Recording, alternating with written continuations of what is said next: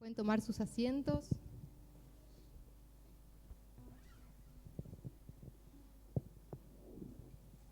Seguimos con el estudio de Mateo. Y vamos hoy a ver el capítulo 27. Todos lo vienen siguiendo, ¿no? Y casualmente, a mí me gustan las casualidades de Dios, que no son casualidades, ¿no? Por eso digo que son casualidades de Dios, porque justo estamos por ver los últimos 2 capítulos y justo el último capítulo cae en el Jueves Santo de la Pascua y vamos a hablar de la muerte y la resurrección. No podía caer más justo, ¿no? Esas casualidades que Dios hace, la verdad que es maravilloso cómo el Señor mismo lleva a la iglesia a un mismo lugar, cómo nos está llevando a aprender de lo que Él hizo, a que recordemos su sacrificio, que recordemos el amor que Él nos ha tenido. Amén. Bien, vamos a leer Mateo 27.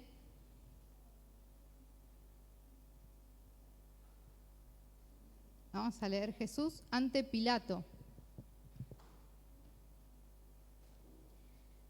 Dice, venida la mañana, todos los principales sacerdotes y los ancianos del pueblo entraron en consejo contra Jesús para entregarle a muerte. Recuerdan que Jesús ya había sido arrestado en la noche, que lo habíamos visto el capítulo anterior. Y hacerlo de noche era totalmente ilegal. Ellos estaban haciendo algo ilegal. Entonces ahora dice que los sacerdotes se juntan por la mañana como para dar un veredicto final, como para decir, bueno, a ver de qué manera lo podemos hacer un poco más legal o dentro de la ley. El 2 dice, y le llevaron atado y le entregaron a Poncio Pilato, el gobernador. Y ahí vemos que lo llevan a Poncio. Acá Mateo no habla mucho, no da muchos datos sobre todo lo que pasó. Lo podemos ver en Mateo juntando con Marcos, juntando con Lucas, toda la secuencia completa, porque en realidad lo llevan a Jesús a Pilato, Pilato lo lleva, como que patea, ¿no? Va pateando el problema, se lo lleva a Herodes, Herodes se lo devuelve y otra vez no le queda otra que enfrentarlo. Ahora estos principales sacerdotes, como dice, ¿no? Entraron en consejo contra Jesús y ellos tenían, en realidad lo que tenían ellos era lo que se dice, esperen que lo tengo acá. Ellos van a Pilato con tres acusaciones falsas.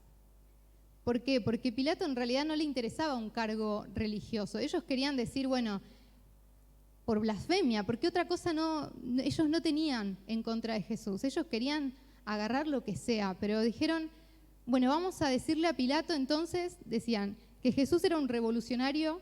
Estas son las 3 falsas acusaciones. Que incitaba al pueblo a no pagar los impuestos o que afirmaba ser un rey en oposición a César. Era una manera de influenciar a Pilato como para que tenga un cargo para matarlo, para condenarlo, para que vaya preso. Bueno, la idea de ellos era que Jesús muera. Y sabemos que Pilato en realidad a él no le interesaba un cargo político. Entonces, por eso él pateaba, se lo pateó a Herodes, después vuelve. Pilato no quería saber nada, y ya lo vamos a ver más adelante. Ahora pasamos a la muerte de Judas, del 3 al 10. Vamos a leer del 3 al 5, dice. Entonces Judas, el que le había entregado, viendo que era condenado, devolvió arrepentido las 30 piezas de plata a los principales sacerdotes y a los ancianos. Todos se acuerdan que en el capítulo anterior vimos cómo Judas lo entrega, diciendo, yo he pecado entregando sangre inocente. Mas ellos dijeron, ¿qué nos importa a nosotros? Allá tú.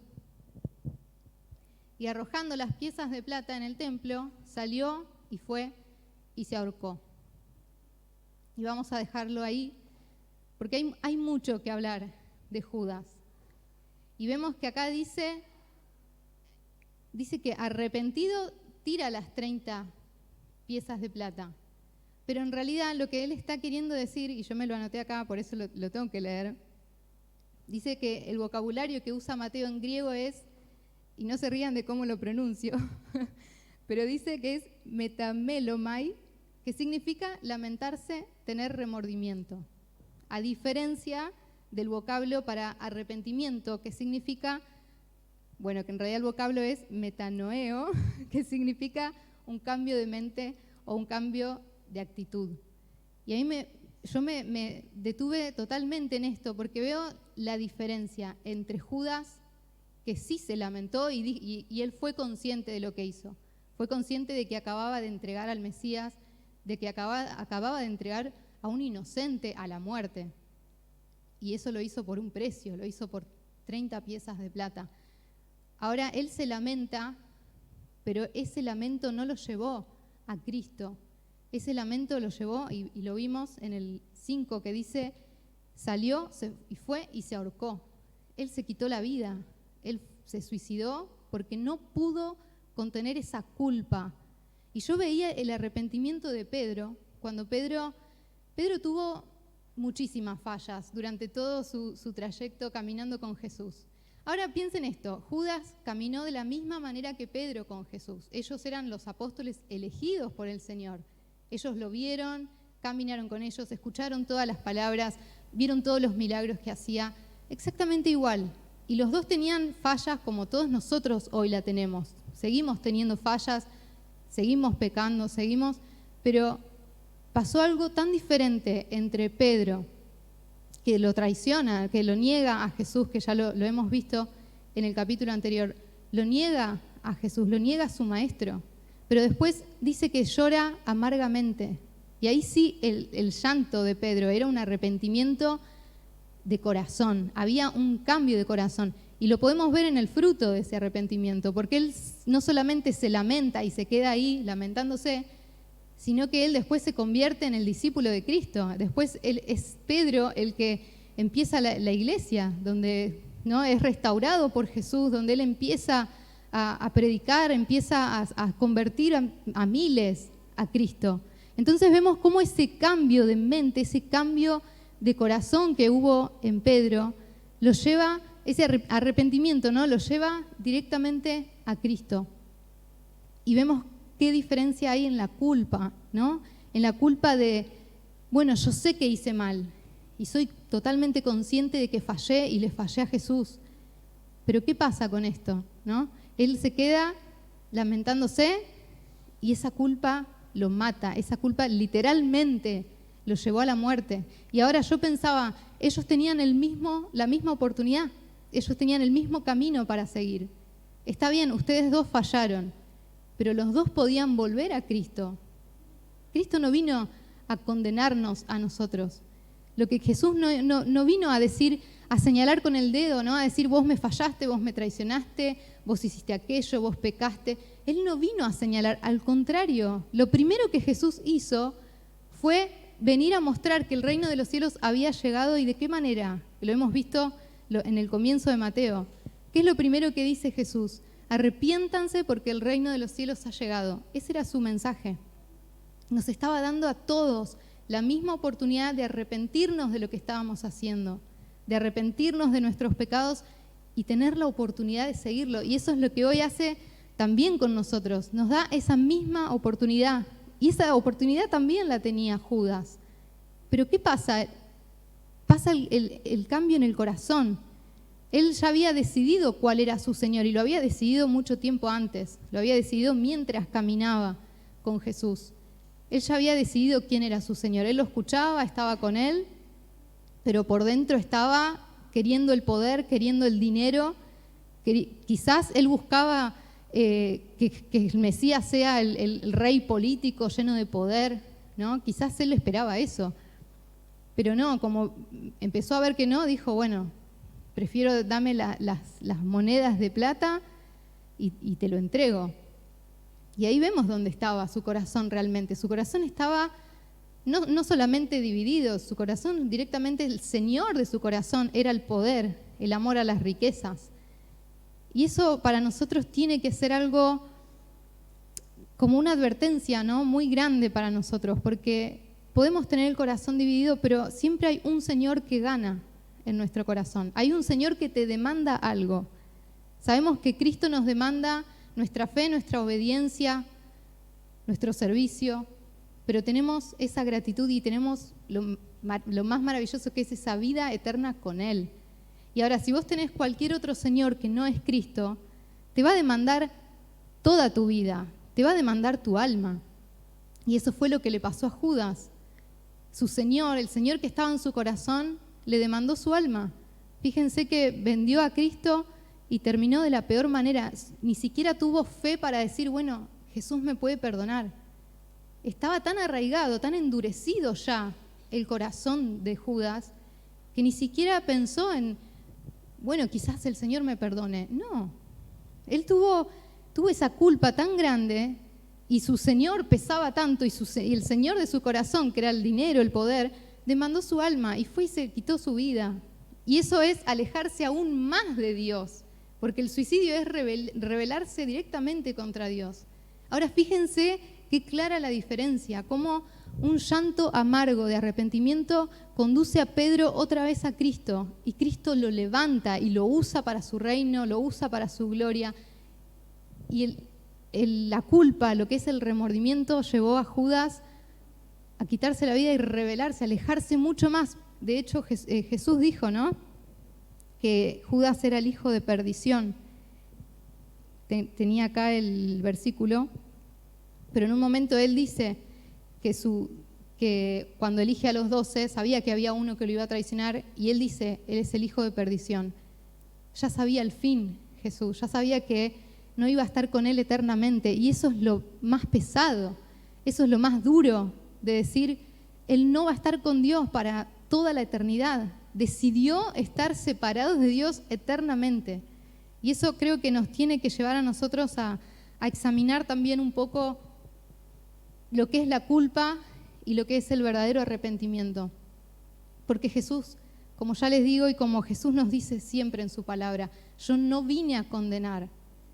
Vos podés sentir la culpa, podés seguir pecando, podés seguir, no sé, fallando una y otra vez, y nos va a pasar porque no somos santos de un día para el otro. Hasta el día que estemos con el Señor vamos a seguir siendo transformados, vamos a seguir siendo regenerados y vamos a caer, pero nos vamos a levantar. Eso sí, hay un arrepentimiento verdadero, porque el Señor sabe lo que hay en el corazón. Ahora, si venimos a Cristo y lloramos porque sentimos culpa de, bueno, sí, yo sé que fallé, eso no nos va a llevar absolutamente a nada. Tiene que haber un cambio de corazón, tiene que haber un cambio de actitud, ¿no? Ese arrepentimiento de, bueno, yo estaba yendo para allá, ahora quiero ir para allá, y aunque falle, me levanto y sigo yendo para allá, no voy de nuevo para el otro lado. ¿Se entiende? Entonces me gustaría que quede eso muy claro, porque el Señor no vino a condenar, no vino a condenar, y eso lo tenemos que tener muy claro. Él vino a darnos la oportunidad de arrepentirnos, y todos los días tenemos esa oportunidad de arrepentirnos, porque no estamos muy lejos de ser como Judas, ¿no? No estamos muy lejos de ser ese Pedro que lo niega o Judas que lo traiciona. Nosotros no estamos lejos de hacer algo parecido. Entonces, tengamos en cuenta eso, el verdadero arrepentimiento debe generar en nosotros un cambio de corazón. Y después el Señor hace la obra sobrenatural para sacarnos del pecado. Amén. Bien. Seguimos con el versículo 6, del 6 al 10. Dice, los principales sacerdotes, tomando las piezas de plata, dijeron, no es lícito echarlas en el tesoro de las ofrendas, porque es precio de sangre.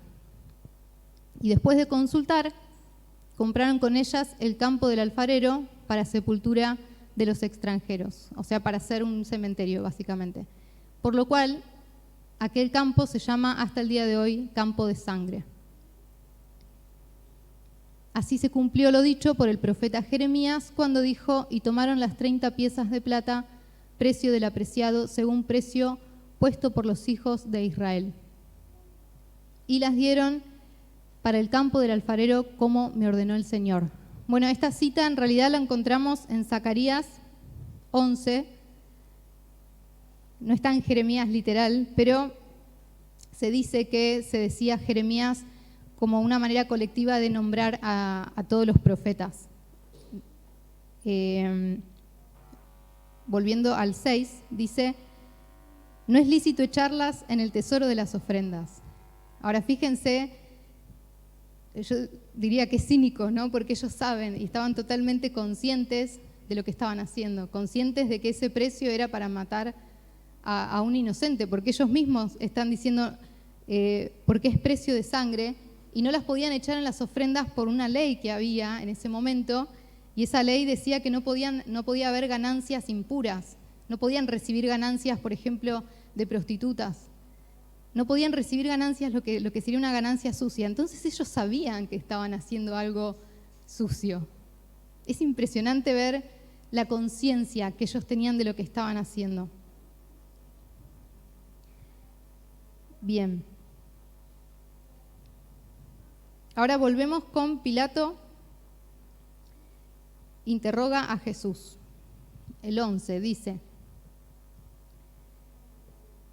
Jesús pues estaba en pie delante del gobernador, y éste le preguntó diciendo: ¿eres tú el rey de los judíos? Y Jesús le dijo: tú lo dices. Y siendo acusado por los principales sacerdotes y por los ancianos, nada respondió.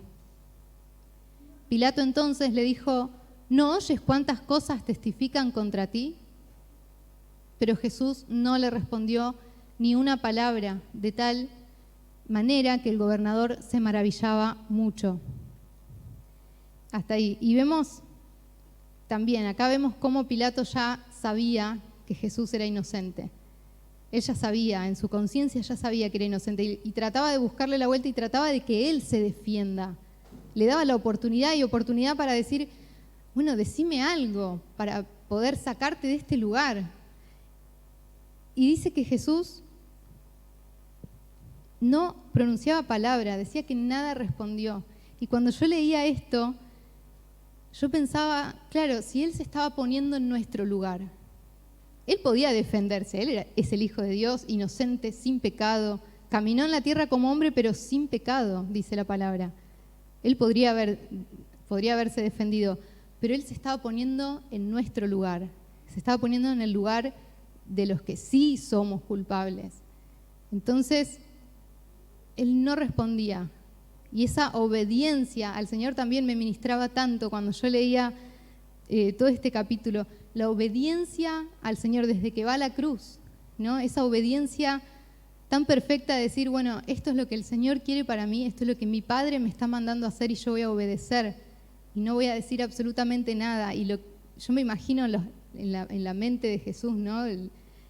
El poder librarse así del sufrimiento. Él podía liberarse de la manera más sobrenatural posible. Él podía hacerlo.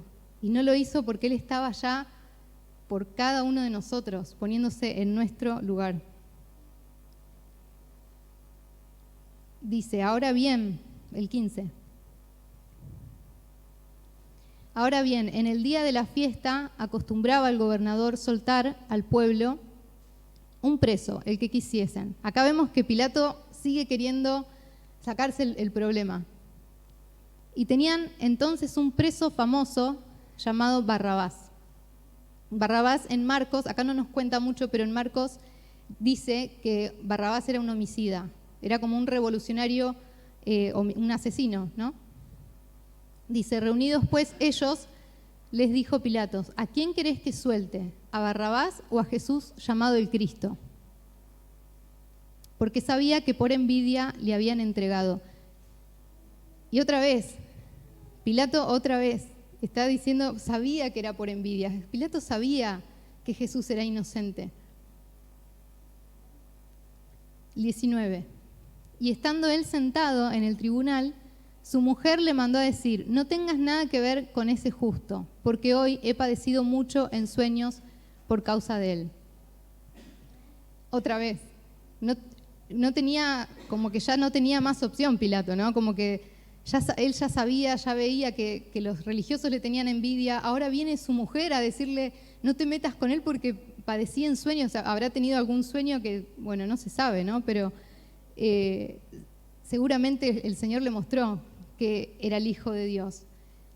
Y Pilato, más allá de todo eso, él no hizo caso a su conciencia, no hizo caso a la mujer, no hizo caso. Lo único que a Pilato le importaba era el cargo, ¿no? El cargo político, el quedar bien con el mundo, quedar bien con la multitud. Y en Lucas 23:4 vemos que Pilato dice: ninguna acusación hallo en este hombre. Él mismo lo dijo, él mismo lo dijo. Dice, pero los principales sacerdotes y los ancianos persuadieron a la multitud que pidiese a Barrabás y que Jesús fuese muerto. Y respondiendo el gobernador les dijo: ¿a cuál de los dos querés que os suelte? Y ellos dijeron: a Barrabás. Preferían tener a un asesino con ellos antes que al Hijo de Dios. Ahora yo me imagino la multitud.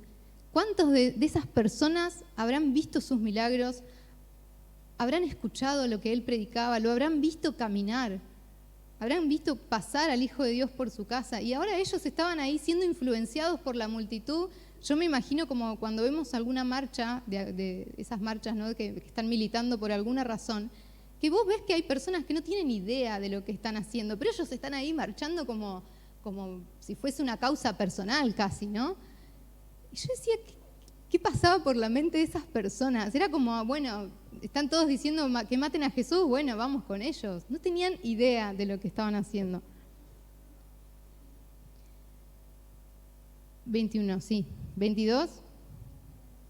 Pilato les dijo: ¿qué pues haré de Jesús llamado el Cristo? Siempre él dice llamado el Cristo.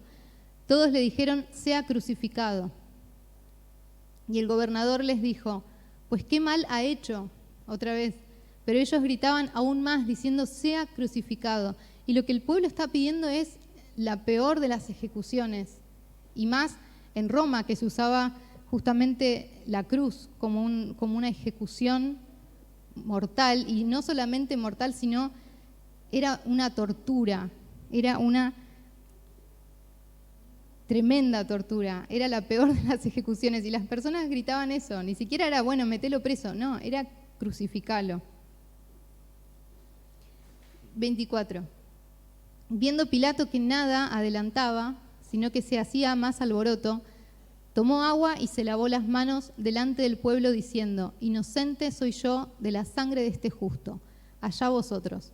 Y ahí vemos cómo Pilato, más allá de su conciencia, más allá de lo que él sabía, de lo que la mujer le dijo, de que no tenía pruebas en su contra, se lava las manos. Ahora, esto de lavarse las manos en realidad no era una tradición romana, sino que era una tradición judía. Entonces él lo hace como mostrando, ¿no?, a los judíos: bueno, arréglense ustedes, yo me hago inocente. Pero no lo hace inocente. El lavarse las manos no lo hace para nada inocente, más porque en su conciencia él sabía lo que estaba haciendo.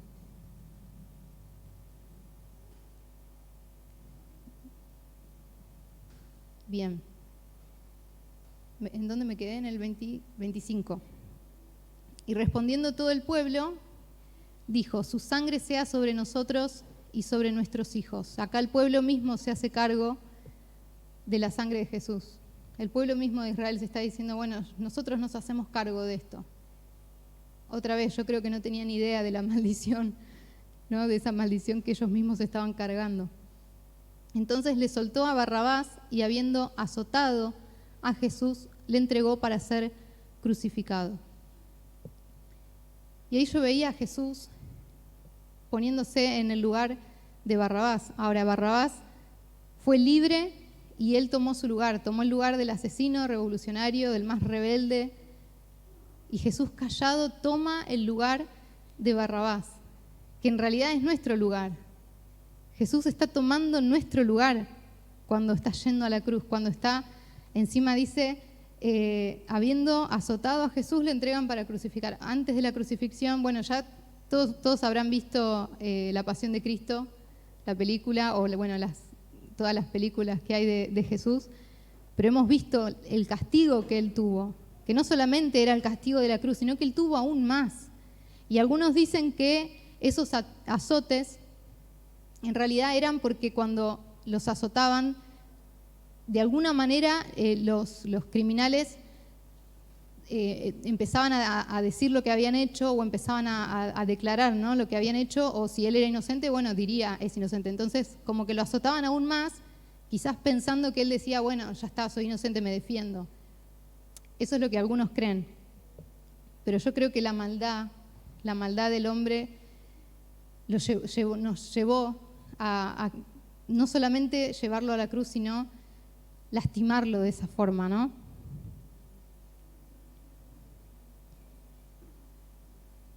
Y habiendo azotado a Jesús, le entregó para ser crucificado. Y acá es cuando, después de esos azotes, él va por el camino de la cruz. Y algo que yo había leído en un comentario, dice, estaba Pilato, el gobernador, los gentiles, estaba el pueblo de Israel, ¿no?, en toda esa multitud. Y esta frase que a mí me conmovió mucho decía, toda la humanidad estaba representada ese día en Jerusalén. Toda la humanidad estaba representada ese día. No solamente Pilatos, que era consciente y no hizo nada, estaban los envidiosos, estaban los influenciados que no tenían idea de lo que hacían, pero estaban militando por una marcha que no tenían idea. Estaba toda la humanidad, estaba toda la maldad ese día siendo representada, crucificando al Hijo de Dios. Eso es lo que a nosotros nos representa. Por eso nosotros tenemos que ver que nuestra naturaleza de pecado se refleja tanto en esto, se refleja tanto en decir, bueno, Jesús se puso en mi lugar, no dijo absolutamente nada porque estaba asumiendo la culpa que yo merecía. Y no de una manera física, sino de manera espiritual. Nosotros espiritualmente estábamos condenados delante de Dios por el pecado que mora en nosotros, por nuestra naturaleza pecaminosa. Y ver que Jesús toma nuestro lugar, ver que Jesús, callado, tiene que soportar los azotes. Dicen que los azotes eran un asa de madera con cuerdas de cuero y que en las puntas de las cuerdas tenían o algún metal o hueso. O sea, arrancaban la piel, cada vez que azotaban, le arrancaban un pedazo de piel más o menos. O sea, no era cualquier azote, no era algo... No se puede suavizar los azotes, eran terribles golpes, terrible dolor que él estaba sintiendo. Y eso lo hizo por nosotros. Y ahí vemos cómo toda la humanidad estaba representada en ese lugar, diciendo, crucifíquenlo, queremos que Barrabás sea libre. Esos éramos nosotros, esos éramos todos, nuestra rebelión, nuestra maldad. A ese punto puede llegar el hombre, a ese punto podemos llegar nosotros. Por eso nosotros tenemos que estar tan agradecidos de lo que Cristo hizo por nosotros. Tenemos que ser tan conscientes de que Él cargó con lo que a nosotros nos tocaba, ¿no? Y dice en Romanos 3:10, no hay justo ni aún uno. Más allá de que se lave las manos y diga, bueno, esto es tu culpa, no, todos teníamos exactamente la misma culpa.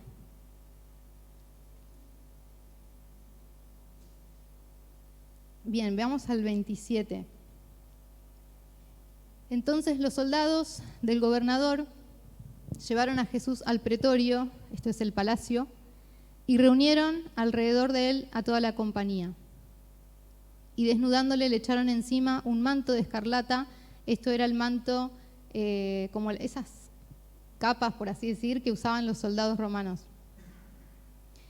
Y pusieron sobre su cabeza una corona tejida de espinas y una caña en su mano derecha, como si fuese simulando un cetro, e hincando la rodilla delante de él le escarnecían diciendo, salve Rey de los judíos.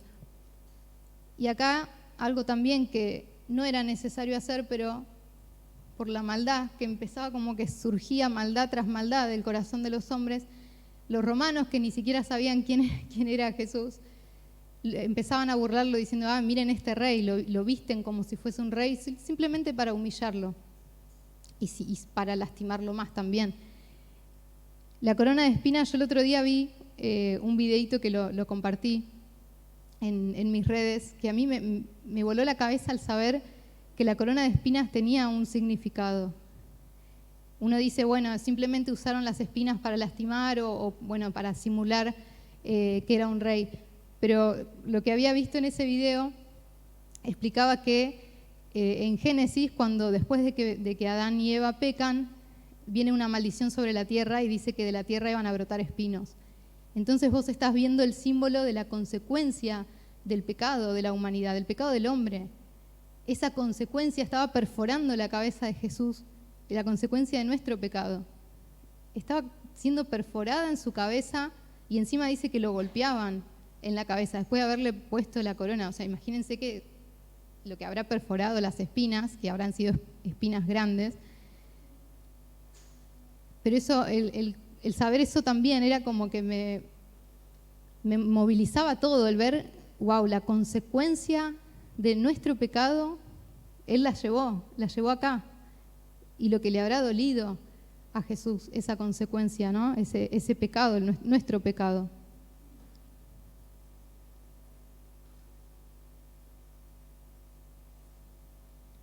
Bien.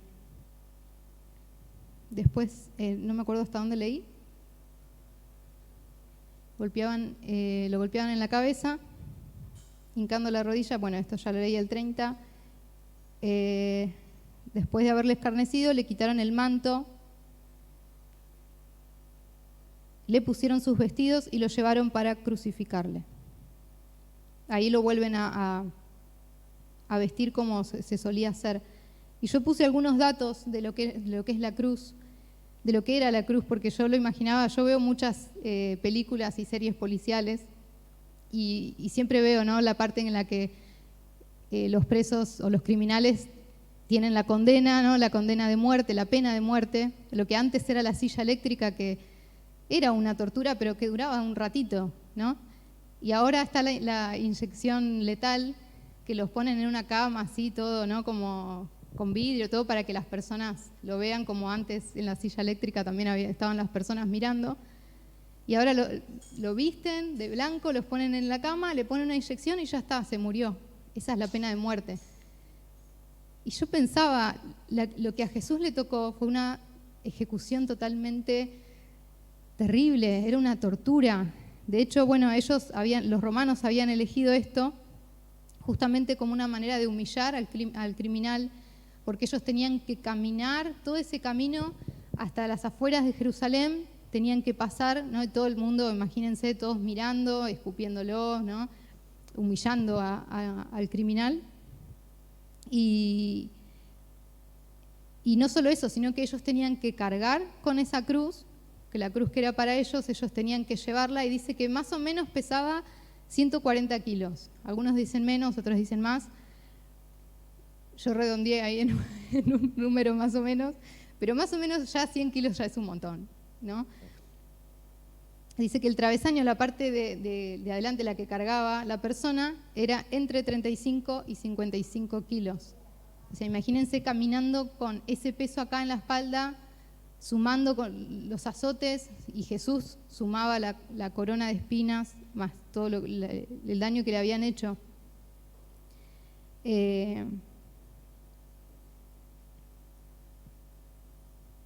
Bueno, eso, pesaba entre 35 y 55 kilos. Cuando yo veía esto, realmente yo no podía entender cómo se eligió la peor de las ejecuciones. Jesús, no solamente, Él era, más allá de ser 100% Dios, Él era hombre. Y Él sufrió en su carne, sufrió absolutamente todos los dolores, y los dolores más innecesarios, porque ni siquiera a los demás ladrones le ponían esas coronas o quizás no los azotaban de esa forma. Ahora, los datos que también leía, ¿no?, de cómo se moría en la cruz, que no es que, listo, llegás a la cruz y morís. No, algunos dicen que pasaban días en la cruz sin morir. Pasaban días y días. Algunos dicen que morían porque eran comidos por los pájaros, por las heridas quizás, ¿no? Venían los pájaros y empezaban a comérselos y morían de esa forma. Otros morían por asfixia, otros morían por algún paro, pero no era una muerte rápida, era una muerte que podía llevar días ahí colgado hasta que no sé, por eso dice que les quebraban también las rodillas para que no se asfixien directamente. Pero es impresionante cuando uno empieza a ver todos esos datos. Vos decís, yo no puedo creer cómo cómo Él soportó todo eso. Y algo que yo pensaba cuando Jesús dice, que está, bueno, yo me puse acá, que dice, negate a vos mismo, cargá con tu cruz y seguime. Es como decir, bueno, caminá diariamente por el corredor de la muerte, ¿no? Ese corredor que te lleva o a la silla eléctrica o lo llevaba, ¿no?, a los criminales a esa inyección letal. Pero es como que cada día caminar ese camino sabiendo que no hay vuelta atrás, porque la cruz era muerte o muerte, no había otra, no podías zafar de la muerte, no había forma de zafar de la cruz. La cruz es un camino de ida, es un camino donde vos morís y no podés decir, bueno, morí un poquito, ahora me vuelvo otra vez atrás. Por eso Jesús dice, cargá con tu cruz todos los días, negate a vos mismo todos los días. Y eso es lo que nosotros hoy tenemos que hacer. Cargar con esa cruz es eso, no es el sufrimiento, no es cargar con, como algunos lo llaman, parece karma, ¿no? El cargar con la cruz es algún karma no, el cargar con la cruz no es eso. El cargar con la cruz es morir todos los días, es caminar ese pasillo, ese camino hacia la muerte, donde no hay vuelta atrás. ¿Se va entendiendo hasta acá? No sé si les pasa, pero cuando vamos leyendo yo me voy imaginando las películas, ¿no? Las películas que hemos visto de Jesús. Cuando salían, el 32, cuando salían hallaron a un hombre de Cirene que se llamaba Simón. A este obligaron a que llevase la cruz. No se dice mucho de Simón, simplemente dicen que es de Cirene, que estaba al norte de África.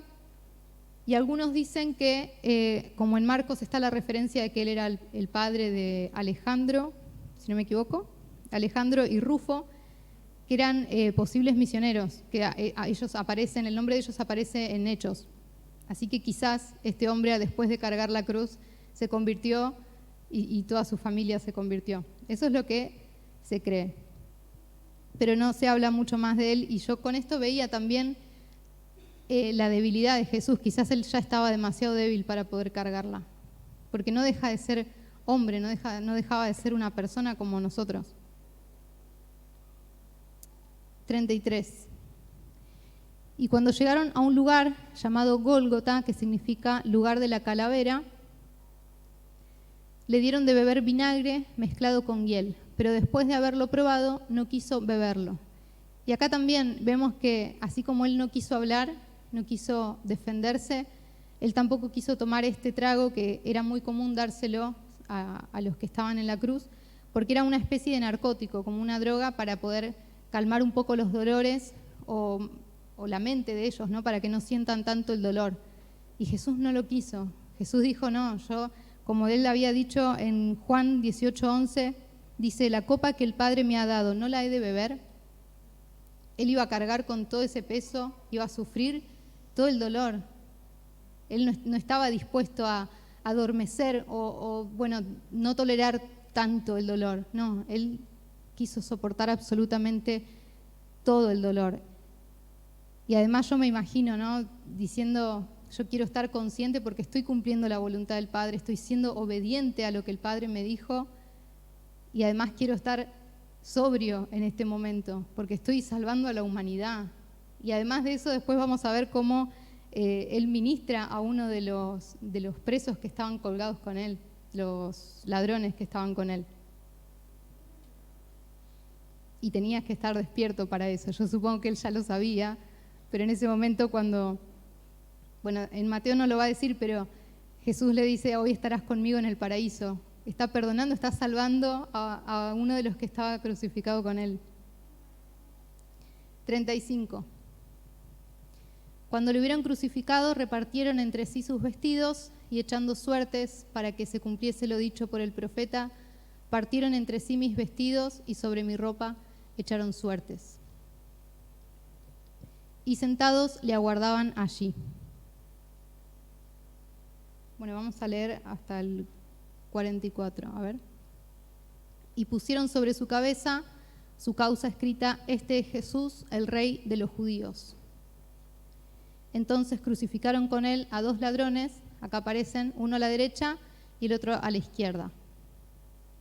Y los que pasaban le injuriaban, meneando la cabeza y diciendo: tú que derribas el templo y en 3 días lo reedificas, sálvate a ti mismo, si eres hijo de Dios, desciende de la cruz. Y yo con esto pensaba, esa es la misma voz de Satanás. Ay, si eres el hijo de Dios, sálvate. No, yo me imagino a Satanás rodeando toda esa multitud, todas esas personas, y Satanás ahí poniendo, ¿no?, esos pensamientos. Dice: de esta manera también los principales sacerdotes, escarneciéndole con los escribas, con los fariseos, los ancianos, le decían: a otro salvó, a sí mismo no se puede salvar. Si es el Rey de Israel, descienda ahora de la cruz y creeremos en él. Confío en Dios, líbrele ahora si le quiere, porque ha dicho: soy hijo de Dios. Lo mismo le injuriaban también los ladrones que estaban crucificados con él. Y acá, bueno, Mateo no nos cuenta, pero uno de los ladrones sí lo hacía, pero el otro se arrepintió, y ahí es cuando Jesús le dice: hoy estarás conmigo en el paraíso. Y con todo esto vemos cómo se seguían burlando de él, cómo seguían otra vez, ¿no?, como tentándolo: bueno, si eres el Hijo de Dios. Seguían azotándolo, pero ahora de manera verbal, ¿no? Seguían siendo azotes para él. Imagínate, Jesús tenía que escuchar todo eso. Y lo vamos a dejar en el 44, primero para que no se haga muy largo, y segundo porque hasta acá estamos viendo lo que es el dolor físico de Jesús, ¿no? El dolor de la cruz. Si bien lógicamente había dolor por escuchar todas estas acusaciones, pero después en el 45 vamos a ver un dolor mucho mayor, que por eso lo vamos a dejar para el jueves que viene, porque es muy importante ver el sufrimiento más grande y más doloroso que Jesús tuvo en su espíritu. Entonces vamos a dejar acá, y algo que yo quería aclarar: estamos viendo, ¿no?, cómo él fue a la cruz, cómo él está siendo, fue entregado, ¿no?, fue traicionado, acusándolo de cualquier cosa, pero algo que nosotros tenemos que tener en cuenta está en Juan 10, 17 y 18, dice: por eso me ama el Padre, porque yo pongo mi vida para volverla a tomar. Nadie le estaba quitando la vida, él mismo estaba ahí por decisión propia, porque él sabía lo que estaba haciendo. Jesús estaba siendo obediente a la voluntad de Dios. Dice: tengo poder para ponerla y tengo poder para volverla a tomar. Este mandamiento recibí de mi Padre. Él sí podía bajar de la cruz, como todos le decían. Él sí podía hacer que la humanidad entera explote si quiere. Es el Hijo de Dios. Pero no, él se quedó ahí cumpliendo, siendo obediente, y obediente hasta la muerte.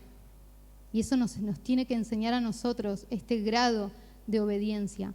Y algo que yo quiero, a modo de conclusión de todo lo que hemos visto, y estas cosas que a mí me quedaron mucho, ¿no?, como toda la humanidad representada ese día, como nosotros estamos siendo representados en Barrabás, nosotros estamos siendo representados en las personas que estaban diciendo crucifíquenlo, ¿no? Estamos viendo lo que es la humanidad, lo que es el pecado, y estamos acá viendo claramente por qué tuvo que venir Jesús, por qué Jesús tuvo que venir y decir: arrepiéntanse porque el reino de los cielos ha llegado.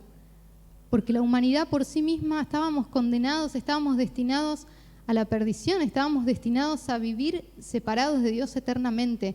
Eso era lo que nos tocaba a nosotros, por haber pecado, por vivir de una manera independiente a Él. Pero cuando Él llega a tu vida y cuando Él llega con ese mensaje, como cuando pasó a cada uno de nosotros vivíamos en rebelión y en independencia a Dios hasta que Él nos encuentra y nos dice: yo te doy esta oportunidad, si vos te arrepentís y me aceptás como tu Señor y Salvador, yo te doy la vida eterna. Entonces eso nos tiene que llevar a nosotros a reflexionar en lo que es la humanidad, en la naturaleza que en nosotros hay, en lo que a nosotros nos tocaba y lo que quizás hay personas que vos conocés que todavía no conocen a Cristo y que todavía están en esa rebelión contra Dios, y vos sos el mensaje para esa persona, de decir, hay un camino de vuelta, hay un camino de vida, hay una vida eterna que te espera si vos querés, porque es nuestra decisión también. Él nos da la decisión, nos da ese poder de decidir si lo queremos.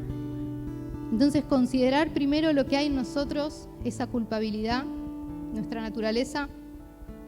El segundo, arrepentirnos, volviendo a Judas. Tenemos ese ejemplo de lo que es el verdadero arrepentimiento y de lo que es el remordimiento. Cuando Jesús dice arrepiéntanse, es cambia tu mente y cambia totalmente de dirección.